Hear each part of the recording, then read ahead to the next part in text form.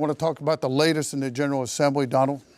Well, this week was sort of the big show week for Governor Cooper. Every 2 years, much as the president does nationally every year, gives a State of the Union address, the governor every 2 years gives a State of the State address.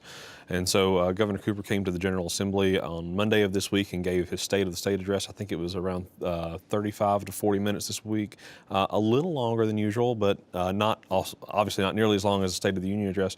2 years ago, he said the state of our state is promising when he first came into office. This week, he said the state of our state is determined, and tied that word determined largely to a lot of the emergency management that's been going on down on the East Coast. And so I looked back in the history book, spent a lot of time this week.